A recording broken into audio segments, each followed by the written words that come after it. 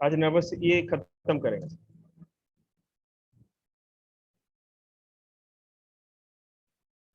देखिए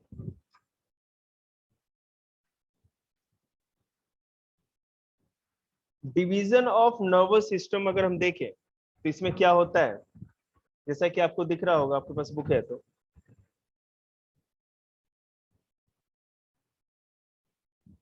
इसमें central nervous system होता है। देखिए आज ये जो कंट्रोल एंड कोऑर्डिनेशन का है, आज चैप्टर खत्म कर रहे हैं, लास्ट टॉपिक पढ़ा रहे हैं इसका। डिवीजन ऑफ नर्वस सिस्टम में पहला होता है सेंट्रल नर्वस सिस्टम। ठीक है, ये क्या होता है इसके बारे में देखते हैं। The central nervous system it comprises of brain and spinal cord. हमारे सेंट्रल नर्वस सिस्टम दो चीजों से मिलकर बना होता है। किससे? ब्रेन से और स्पाइनल कॉर्ड से। It receives information from all parts of the body and integrate it.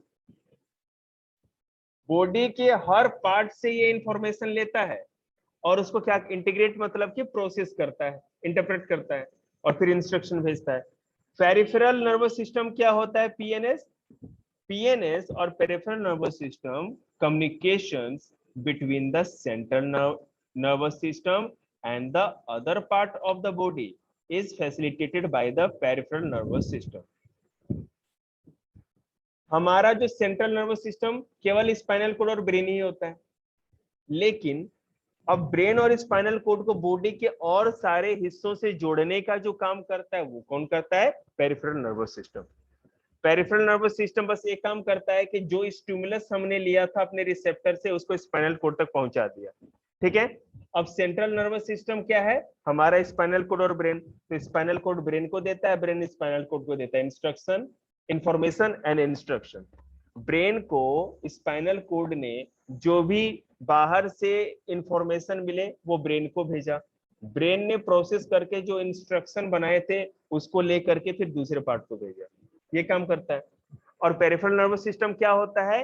Stimulus जो भी होता है, जैसे ये फिंगर देख रहे हो ना पिक्चर में, ये फिंगर है, यहाँ से स्टिमुलस लेकर के ये क्या करता है? हमारे स्पाइनल कोड को भेजता है, स्पाइनल कोड ब्रेन को भेजता है, फिर ब्रेन प्रोसेस करके फिर इसको भेजता है। इस तरह से होता है। आ रहा है समझ? It consists of cranial nerves arising from the brain and spinal nerve arising from the spinal cord. ठीक है, ये ब्रेन से लेकर के क्या, देखिए दूसरा जो मैं बता रहा हूँ पेरिफेरल नर्वस सिस्टम को, तो फिर से सुन लो।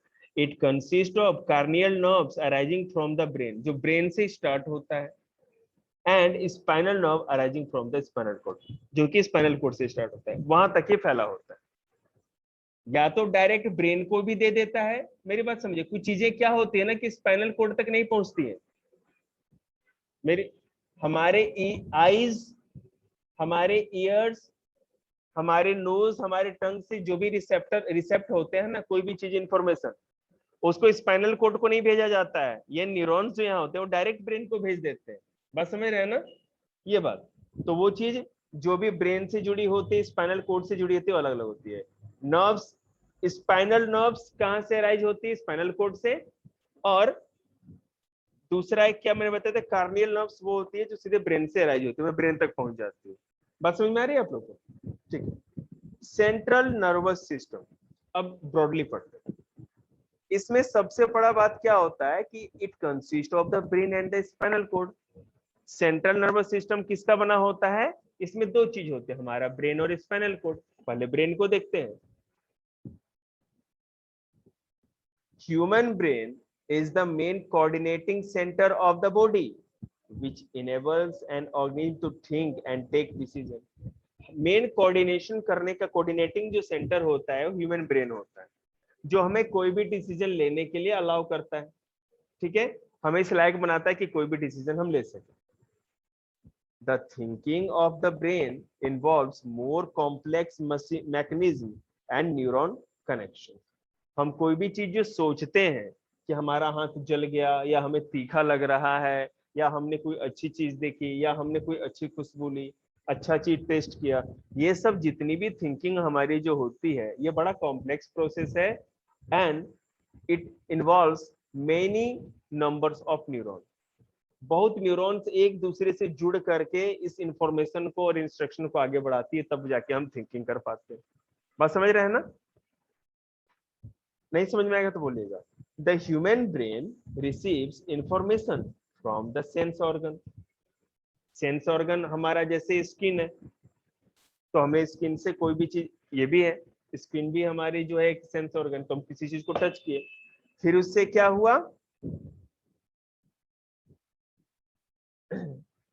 intercept it and sends instruction to the muscles of other receptors.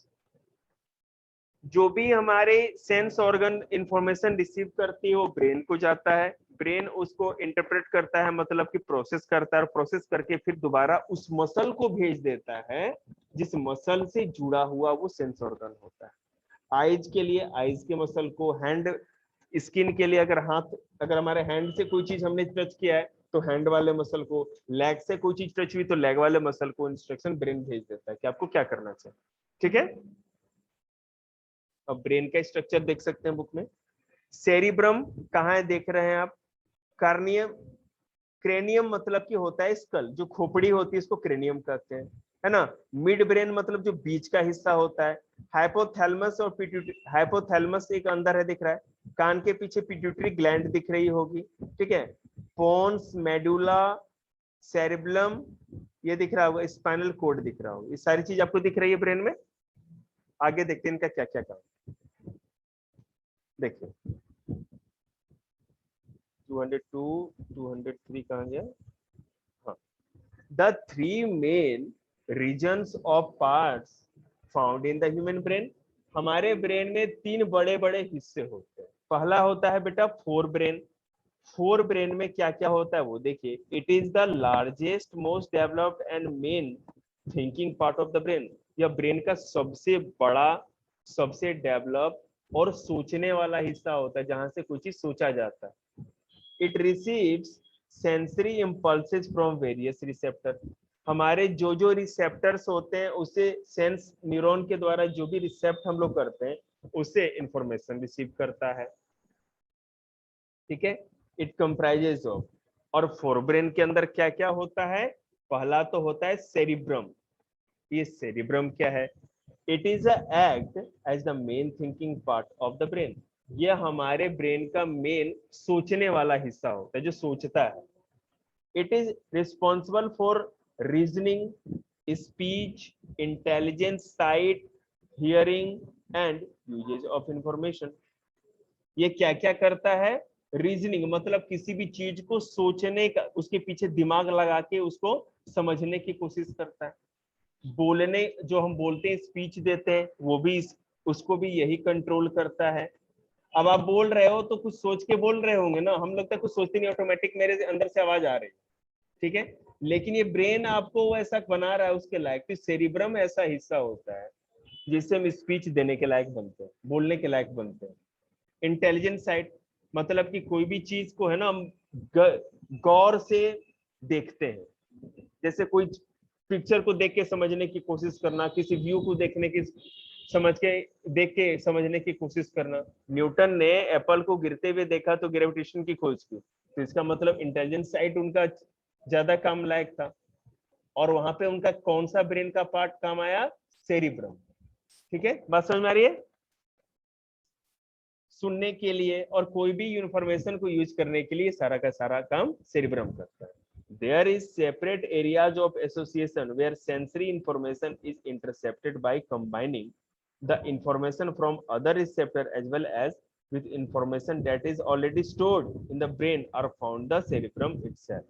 देखिए हमारे ब्रेन तक, सेरिब्रम के हिस्से तक बहुत सारे सेंसरी न्यूरॉन्स आते हैं, ठीक है ना, जो कि इस इंफॉर्मेशन को लेकर के आते हैं और फिर यहां से लेकर के जाते हैं, ठीक है। तब जा करके, और इस पूरा का पूरा इंफॉर्मेशन लेना और इंटरसेप्ट करके भेजने का टोटल काम कौन करता है? सेरिब्रम अपने आप खुद ब खुद कर लेता है, वो किसी की हेल्प इसमें नहीं लेता। सेंसरी, अब देखो इसमें क्या क्या आता है कि sensory area receive sensory impulses from various receptor in skin, muscles, eyes, years और नोज। हमारे आंखों से, नोज से, स्किन से, मसल से, है ना, और ईयर से। सेंसरी एरिया होते हैं जहां से कि कोई भी चीज हम लोग रिसेप्ट कर लेते हैं। नोज से कोई चीज की स्मेल ले ली, एक रिसेप्ट रिसेप्ट तो किया ना हमने। आई से कुछ देखा तो रिसेप्ट किया, स्किन से कोई चीज टच किया तो रिसेप्ट किया, ठीक है। और कोई चीज मसल में पेन हुआ तो वो भी हमको महसूस भी रिसेप्ट किया हमने। एसोसिएशन एरिया क्या होता है? पहला तो सेंसरी एरिया होता है जो कि किसी भी अपने रिसेप्टर को यूज करके इंफॉर्मेशन गैदर करता है, पहला। दूसरा, मैं सेरिब्रम के अंदर के हिस्सों के बारे में बात कर रहा हूँ। उसका पहला हिस्सा है सेंसरी एरिया, जो कि केवल रिसीव करता है रिसेप्टर्स के द्वारा। एसोसिएशन एरिया वो एरिया होता है जो interpret sensory information by relating it to the previous experience and information from the other receptors. Association area क्या करता है कि जो भी इंफॉर्मेशन गैदर किया गया था, रिसीव किया था, उसको इंटरप्रेट करता है, मतलब प्रोसेस करता है, समझने की कोशिश करता है। और समझ करके क्या करता है, फिर एक इंस्ट्रक्शन तैयार कर देता है, ठीक है। अब देखिए मोटर एरिया, जो तीसरा एरिया, ये क्या करता है? Motor area send impulses to muscle and glands, also control the movement of voluntary muscles, ठीक है। जो मोटर एरिया हमारे सेरिब्रम का होता है, ब्रेन का जो सबसे बड़ा हिस्सा होता है सेरिब्रम, उसके तीन पार्ट होते हैं। पहला होता है सेंसरी एरिया जो कि केवल रिसेप्ट करता है, इंफॉर्मेशन लेता है। दूसरा होता है एसोसिएशन एरिया जो उस मैसेज या इंफॉर्मेशन को प्रोसेस करता है, इंटरप्रेट करता है, समझने की कोशिश करता है। और तीसरा इलाका होता है मोटर एरिया, जो भी समझ करके इंस्ट्रक्शन तैयार किया गया है वो आगे भेजने का काम कौन करता है? Motor area. तुम्हें समझ में आ रहा है बेटा? मोटर एरिया के जो इंस्ट्रक्शन तैयार होगी ना ब्रेन में, सेरिब्रम में, वहां से लेकर के जो भी बॉडी पार्ट होते हैं उसको भेजने का काम करता है। समझ रहे हैं? हाँ, इंस्ट्रक्शन केवल ले लेना, बाहर से इंफॉर्मेशन लेना, ब्रेन तक लेकर के जाना। देखो हमारा सेरिब्रम तीन हिस्सों में बटा होता है। एक हिस्सा जो सेरिब्रम का होता है वो क्या करता है, केवल बाहर से इंफॉर्मेशन स्पाइनल कोड के थ्रू जो गई या डायरेक्ट भी गई वो वहां गैदर करता है। दूसरा एसोसिएशन एरिया होता है कि उसको प्रोसेस करता है। और तीसरा हिस्सा होता है मोटर एरिया जो कि जो भी इंस्ट्रक्शन बन गया उसको बाहर भेजने का काम, दोबारा लौटा के उसी हिस्से में। अब दूसरा है, एक तो मैंने सेरिब्रम बताया, दूसरा जो पार्ट है बेटा वो है ऑल्फैक्टरी लोब्स, ठीक है। ऑल्फैक्टरी लोब्स क्या है? This area a pair of very small solid club shaped bodies widely separated from each other. These are responsible for detecting smell from different receptors. olfactory lobes जो होते हैं ये बहुत ही छोटे साइज के होते हैं। एक सेकंड रुकना जरा, फिर मैं ब्राइटनेस कम कर लूंगा।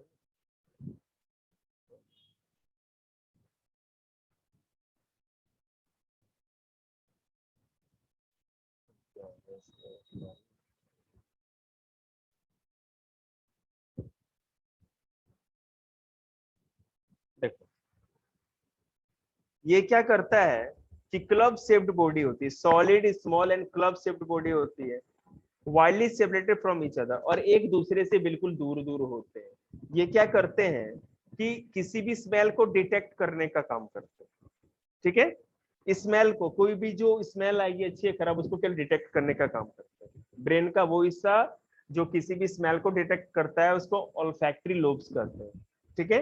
And voluntary action are controlled by cerebrum. एक बात और, हमारे जो भी वॉलेंटरी एक्शन होते हैं वो सारे के सारे सेरिब्रम से कंट्रोल होते हैं। जैसे movement of muscles of limb, पाँव का जो मूवमेंट होता है वो सेरिब्रम से ही कंट्रोल होता है, ठीक है।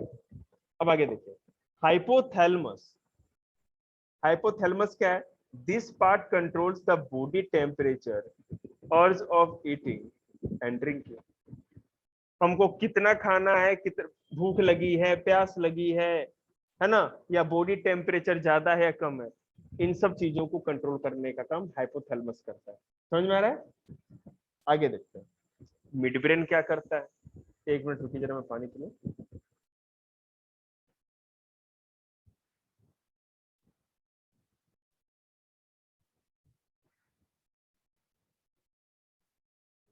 आज कंट्रोल कोऑर्डिनेशन किसी भी कीमत पे खत्म होगा, चिंता मत करिए, जब तक खत्म नहीं हो तब तक क्लास चलेगा। Mid brain, it connects fore brain to the hind brain. आगे वाले सर को पीछे वाले, आगे वाले ब्रेन के हिस्से को पीछे वाले ब्रेन के हिस्से से जोड़ने का काम करता है। It control the movement of head, neck and trunk to locate sound and visual reflexes that are involved in focusing on the object। देखिए हमारे सर के जो हमारा हेड है उसके मूवमेंट को, नेक के मूवमेंट को और हमारे साउंड के मूवमेंट को, कि कोई आवाज, सॉरी कहने का मतलब कोई आवाज को हम जैसे डिटेक्ट करते हैं ना कि कितनी दूरी से कोई आवाज आ रही है, ब्रेन अनुमान तो लगाता होगा। अगर हम बोल रहे हैं आपको लग रहा है कि बहुत नजदीक से बोल रहे हैं, अगर नहीं भी दिखे, अगर आंख बंद भी रखो तो ये व्हीकल बाहर से गई तो आप अनुमान लगा सकते हैं। कोई ट्रेन की आवाज बहुत दूर से आएगी तो हम अनुमान लगा लेंगे ना कि बहुत ज्यादा दूर है। तो ये सब डिटेक्ट करने का काम कौन कर सकता है? Mid brain. पानी लो, ठीक है। साथ ही साथ ये क्या करता है कि किसी भी बेटा ऑब्जेक्ट को हम जब देखते हैं तो हमारा विजुअल रिफ्लेक्शन जो होता है, मेरे कहने का मतलब है कि visual reflexes that are involve in focusing on the object, किसी भी ऑब्जेक्ट पे आप जब देखते रहते हो तो एक विजुअल रिफ्लेक्शन होता है। आंख अगर हटा भी लो तो थोड़ी देर तक वो चीज माइंड में रहती है, ठीक है। या किसी चीज को देखेंगे तो कैसी इमेज हमारे आईज में बन रही है, जो भी चीज हम देखते हैं। जैसे मान लो हमने इस ये कोई भी पिक्चर देखी, अब पिक्चर देखी तो आईज में वो जो उस चीज की सेम जो पिक्चर बन रही है वो क्यों बन रही है, हम ये ऐसा ही क्यों दिख रहा है, वो मिड ब्रेन के कारण दिख रहा है, ठीक है। हम आपको देख रहे हैं तो पता चल रहा है एक बच्चा बैठा है इस तरह से, ये कपड़े पहन रखे हैं, सारा का सारा कौन करता है, किस तरह का कलर या विजुअल क्या देख रहे हैं, ये सब कुछ विजुअल जो होता है हमारा विजुअल रिफ्लेक्शन, सारा का सारा मिड ब्रेन कंट्रोल करता है। साथ ही साथ आईज मसल, हमारी आईज से रिलेटेड जो भी मसल्स होती है उसको कंट्रोल, उसके मूवमेंट को कंट्रोल करता है। प्यूपिल्स के साइज को कंट्रोल करता है। जैसे देखो प्यूपिल के साइज का मतलब क्या हुआ, अगर मैं सीधे उठा के भी तेज लाइट अगर आपकी आंखों पे मारूं किसी के तो क्या होगा पता है, अब तुरंत हमारी ऑटोमेटिक प्यूपिल्स बंद हो जाएगी, पलके बंद हो जाएंगी। और जैसे ही लाइट बिल्कुल कम हो जाएगी, किसी भी जैसे लैपटॉप की या किसी की स्क्रीन की लाइट है ना, बिल्कुल ब्राइटनेस कम होगा, कुछ चीज देखना है तो हम क्या करेंगे, ज्यादा अपनी आंखों का साइज बड़ा कर देते किस चीज को देखने के लिए। तो ये कंट्रोल कौन, प्यूपिल्स के साइज को अकॉर्डिंग टू द लाइट कौन कंट्रोल करता है, मिड ब्रेन करता है, ठीक है। हिंड ब्रेन क्या होता है, hind brain, it provides connection between spinal cord and rest of the brain. Spinal cord और ब्रेन के दूसरे हिस्सों को कनेक्ट करने का काम कौन करता है, हिंड ब्रेन करता है। It consist of the three parts of the given. Hind brain में जो पीछे का ब्रेन का निचला हिस्सा जो होता है उसके तीन पार्ट होते हैं, वो क्या क्या है, cerebellum, it control and coordinate different muscular action, it is responsible for precision of voluntary action, it maintains posture and equilibrium of the body during various activities such as walking, drinking, catching and riding। Hind brain में जो cerebellum होता है वो हमारे muscles को control करने का काम करता है। हमारे बॉडी में जो भी मसल्स हैं, कौन सा मसल किस पोजीशन पे होगा, क्या होगा, वो सबको उसको कंट्रोल करता है, ठीक है। साथ ही साथ हमारा जो पोस्चर होता है, मतलब कि बैठने का जो ढंग होता है ना, वो कैसा होगा, बैठते समय, दौड़ते समय, राइड करते समय, है ना, या पानी पीते समय हमारा बॉडी का पोस्चर क्या होगा, कैसे होगा, ये सारा का सारा कौन कंट्रोल करता है, सेरिबेलम। पोन्स क्या होते हैं, it lies above the medulla. देखिए यहाँ पे पिक्चर में पोन्स कहाँ है, सॉरी ऊपर चला गया, देखिए पोन्स है ना, ये पोन्स, ये कहाँ है, मेडुला के जस्ट ऊपर, दिख रहा है ना।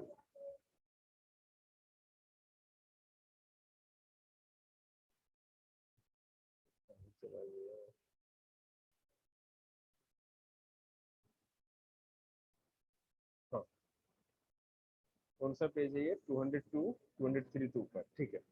तो pons it lies above the medulla and take part in respiration.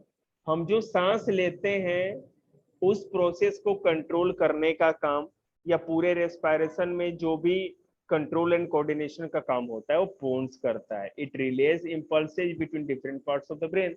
ये ब्रेन के अलग अलग हिस्सों तक इंपल्सेज भेजता है। इंपल्स मतलब कि सिग्नल, ठीक है। अब मेडुला ऑब्लोंगेटा, मेडुला ऑब्लोंगेटा बहुत ही इंपॉर्टेंट पार्ट होता है। ये एक प्लग के जैसा होता है। हमारा स्पाइनल कोड एक प्लग है और सॉकेट क्या है? Medulla oblongata. देखिए, it is found continuously with the spinal code.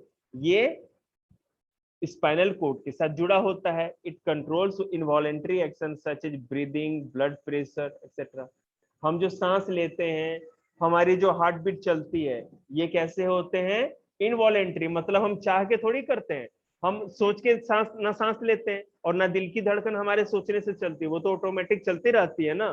तो इनवॉलेंटरी एक्शन वो होते हैं जिसको हम कंट्रोल मैंने सोच के नहीं करते। तो इस तरह के एक्शंस को हम क्या को कौन कंट्रोल करता है? Medulla oblongata.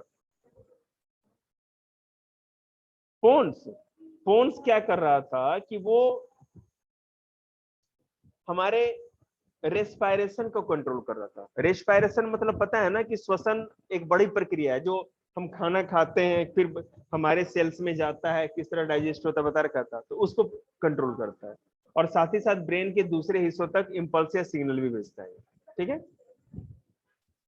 देखिए, and regulate reflex responses like salivation and vomiting, ठीक है। अब हमको अगर वोमिटिंग होती है या कोई भी चीज ऐसा होता है, तो ये सब कैसे हम लोग किस पे डिपेंड करता है? कौन कंट्रोल करता है? कौन हमारे बॉडी को बताता है कि अब वोमिट करने की जरूरत है? ऐसा मेडुला ऑब्लोंगेटा ही करता है। Mid brain and hind brain from the brain stem, example central trunk of the brain is connected to spinal cord. ये सारे के सारे स्पाइनल कोड से कनेक्ट होते हैं। फंक्शंस ऑफ ह्यूमन ब्रेन वो क्या होता है? Major functions of the human brain are, देखिए, it coordinates activities of the body so that mechanism and hormones reaction of the body works together। ये अलग अलग एक्टिविटीज को कोऑर्डिनेट करता है। साथ ही साथ हमारे बॉडी में कौन सा हार्मोन कब बनेगा, कितना बनेगा, है ना, इन सब चीजों को भी कंट्रोल करने का काम करता है। It receives information carrying nerve impulses from the sensory organs of the body। ये बॉडी के अलग अलग हिस्सों से, है ना, थ्रू सेंसरी न्यूरॉन्स क्या करता है? इंफॉर्मेशन रिसीव करता है। साथ ही साथ ये जो भी वेरियस स्टिमुलेट्स होते हैं उसको कोरिलेट करता है डिफरेंट सेंस ऑर्गन्स के साथ एंड प्रोड्यूस एप्रोप्रिएट रिस्पॉन्स। कहने का मतलब है जो भी हमारे रिसेप्टर रिसेप्ट करते हैं इंफॉर्मेशन, उसको लेता है और प्रोसेस करने के बाद इंस्ट्रक्शन देता है उसी रिसेप्टर को कि आपको क्या करना चाहिए। बात समझ में आ रही है? सर पे क्यों हाथ रखी है? सर पे कभी हाथ नहीं रखते। It respond to the impulses brought in by sensory organ by sending its own instructions to the muscles and glands causing them to function accordingly। देखिए, सेंसरी न्यूरॉन्स ऑर्गन्स के द्वारा, सेंस ऑर्गन के द्वारा जो भी इंपल्सेस लाई जाती है उस पर रिस्पॉन्ड करने का काम करता है और अपना खुद का इंस्ट्रक्शंस मसल्स को भेजता है और ग्लैंड्स को भी भेजता है, ठीक है, ताकि उसी के हिसाब से काम हो सके। It stores information so that the behavior of human being can be modified according to the past experience। ये इंफॉर्मेशन को स्टोर भी तो करता है ना हमारी मेमोरी में। जैसे मैं आपको बता रहा हूँ, हाँ जी, नो नो नो, ब्रेन करता है स्टोर ना, न्यूरॉन कैसे करेगा? न्यूरॉन तो लाने ले जाने का काम करता है। बात समझ रहे हो ना? अब देखिए, मान लीजिए कि आपने क्या किया कि दादाजी को उल्टा बोल दिया, दादाजी का उल्टा उड़ता उड़ता चप्पल आया और सट से गाल पे छप गया नंबर 6। तो ये हमको एक्सपीरियंस याद रहेगी ना? अब याद रहेगा कि कुछ भी हो जाएगा, इस भले मानुस से हम कभी भी उल्टा नहीं बोलेंगे, ठीक है। मान लीजिए कोई ठाडा आदमी है, बहुत ज्यादा तगड़ा, ठीक है, और हमारे जैसा पतला दुबला आदमी उसको उल्टा बोल दे, वो पकड़ करके हमको फुटबॉल की तरफ फेंक देगा। समझ रहे हैं ना? तो मुझे इस बात का याद रहेगा कि दोबारा कुछ भी हो जाएगा, इस आदमी से पंगा नहीं लेना, है कि नहीं हर्ष? स्पाइनल कोड देखिए, it is a long tubular bundle of nerves tissues arising from medulla oblongata.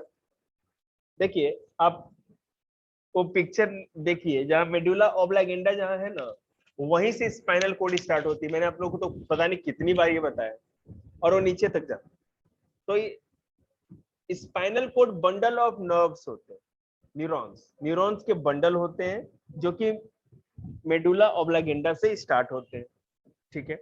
It functions primarily in the transmission of neural signal between brain and rest of the body. ठीक है, होता क्या है, neuron से जो बेटा signal लिया जाता है उसको न्यूरॉन सिग्नल कहेंगे, ठीक है।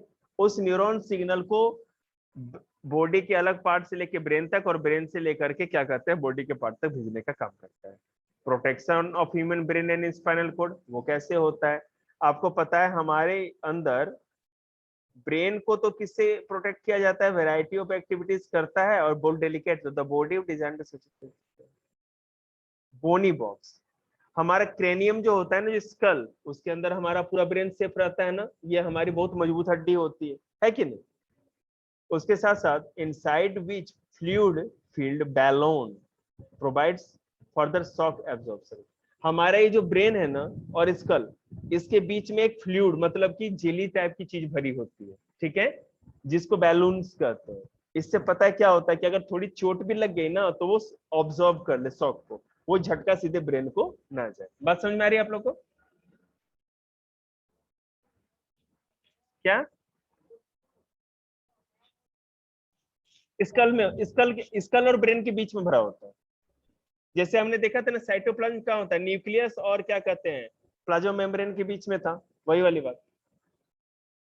There is a hard bumpy structure called vertebral column और बैकबोन। हमारी रीढ़ की हड्डी होती है, वर्टिब्रल कॉलम होता है, रिंग रिंग से बनी होती है, present and the middle of the back, protect spinal cord, जो कि स्पाइनल कोड को प्रोटेक्ट करती है। तो mechanism of nerves tissues action, सबसे पहले क्या होता है, nerves tissue receives information from body part and send it to the brain. पहले क्या होता है कि नर्व टिश्यू क्या करते हैं, कोई भी इंफॉर्मेशन लेते हैं और किसको भेजते हैं, सीधे ब्रेन को।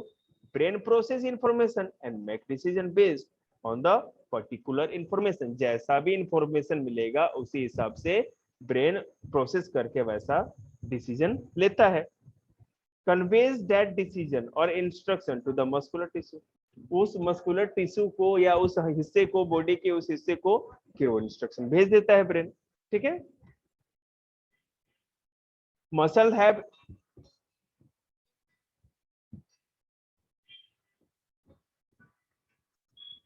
हेलो हेलो, नमस्ते जी। मानसू कितना टाइम लगेगा अभी, 7 बजे तक हो जाएगा ना, 7 बजे छुट्टी हो जाएगी, ठीक। बेटा जिसका जितना होगा ना, मैं कल आप लोग को टाइम दे दूंगा एक्स्ट्रा, ठीक है।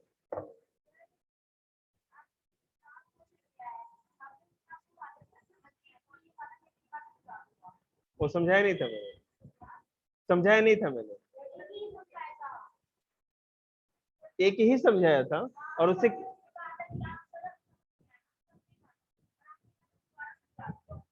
और कितने कितने क्वेश्चन दिए थे मैंने उसमें,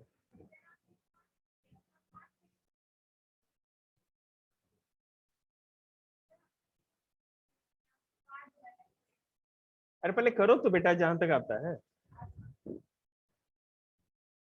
ये कोई फाइनल टेस्ट थोड़ी है, जब पूरा पोलिनोमियल खत्म होगा ना तब आपको पता चलेगा टेस्ट का। हाँ बिल्कुल बिल्कुल, और ये घर पे आपको नंबर भी जाएगा। देखिए उसके बाद क्या होता है, हमारे स्पाइनल कोड के थ्रू पूरा इंस्ट्रक्शन जाता है, और इंस्ट्रक्शन फिर उस बॉडी पार्ट को जाता है। The new arrangement of protein thereby give the muscle cells a shorter form and move its direction according to the mind. फिर क्या होता है, उसके हमारे हर मसल के अंदर प्रोटीन होता है जो कि ये इंपल्स, ये इंस्ट्रक्शन लेते हैं और उसी हिसाब से बिहेव करते हैं। ठीक है, 203 हो गया, 204 पे चलते हैं। देखिए अब पेरिफेरल नर्वस सिस्टम क्या होता है, पीएनएस क्या होता है। ठीक है, ध्यान दीजिएगा। It consist of nerves that directly enter or leave the central nervous system.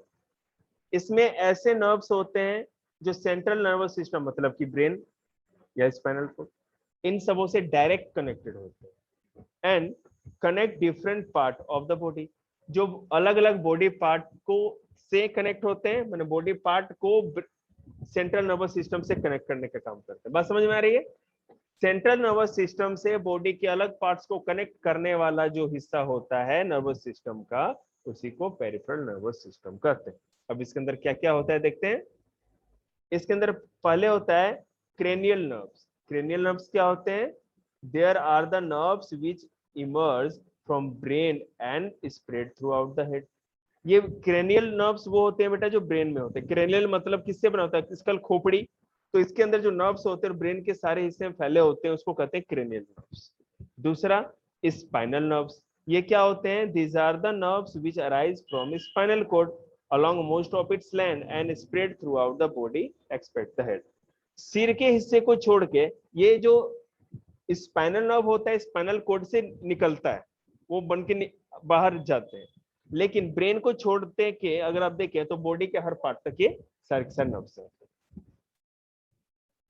ठीक है, एंड विसरल वाइसरल नर्व्स क्या है,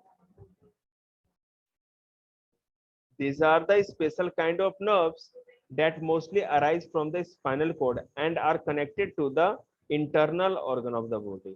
ये भी स्पाइनल कोड से ही निकलते हैं, लेकिन यह क्या करते हैं, हमारे बॉडी का जो इंटरनल पार्ट होता है ना, इंटरनल ऑर्गन होते हैं, उसके साथ कनेक्टेड होते हैं। जैसे automatic nervous system is a part of PNS that regulate the involuntary action of our internal organ, जैसे blood pressure, heart rate etcetera. हमारा हार्ट हो गया, हमारा जो क्या कहते हैं लंग्स हो गए, ये सब किससे कनेक्ट कौन रहता है, इन सबों से कनेक्ट वर्सरल नर्व्स होते हैं जो स्पाइनल कोड से जुड़े। अब अगर हम देखें कोऑर्डिनेशन इन प्लांट्स, बेटा 405 205 पे भी कुछ है क्या, 205 निकालो पेज, 204 उधर बड़ा है यार। ठीक है ठीक, कोई बात नहीं, चलो देखो। अब कोऑर्डिनेशन इन प्लांट्स हमने एनिमल में तो देख लिया, अब प्लांट में कैसे होता है वो भी देखते हैं। Plant do not have nervous system, so muscle tissue like animal. Plant में एनिमल की तरह मसल टिश्यू तो होते नहीं है, तो उनमें नर्वस सिस्टम भी नहीं होता। However, they still show movement and response। फिर भी वो मूवमेंट और रिस्पॉन्स दिखाते हैं। They use chemical mean to convey information from one cell to another। The movement of plant are broadly classified into two main types। Plant के अंदर animal की तरह कोई मसल और टिश्यू तो होता नहीं, और मसल और टिश्यू नहीं होता, इस कारण से आप ये कह सकते हो कि उसके अंदर कोई नर्वस सिस्टम नहीं होता। फिर भी वो मूवमेंट करते हैं, कोई ना कोई एक्टिविटी तो करते हैं कुछ ना कुछ, और वो चीज कैसे होती है, तो उनके अंदर बेटा जो केमिकल्स होते हैं वही इंफॉर्मेशन को एक सेल से दूसरे सेल तक ले जाते हैं और ले आते हैं, है ना, बिल्कुल केमिकल्स। अब वो केमिकल्स क्या है और किस टाइप के, अगर हम प्लांट के मूवमेंट को देखें तो किन दो टाइप में मूवमेंट में हम उसको बांट सकते हैं। जो प्लांट के अंदर मूवमेंट होता है वो दो टाइप का होता है। पहला इमीडिएट रिस्पॉन्स टू स्टिमुलस, मतलब कि किसी भी स्टिमुलस पे तुरंत रिएक्ट करना। ठीक है, ये कैसे होता है, it does not involve any growth, the plant rather move its leaves in response to touch। Sensitive plant give immediate response to the stimulus। देखिए it does not involve any growth, इसमें किसी तरह का ग्रोथ नहीं दिखता। The plant rather move its leaves it responds to touch। और जैसे ही आप अगर प्लांट के लीफ को टच करोगे तो क्या होगा, उसमें मूवमेंट दिखेगी आपको। Sensitive plant give immediate response to the stimulus, और जो सेंसिटिव प्लांट होते हैं उसमें कुछ ना कुछ स्टिमुलस के लिए रिस्पॉन्स देंगे। अब क्या होगा, देखो, movement of a part of plant occur at a point different, एक सेकंड,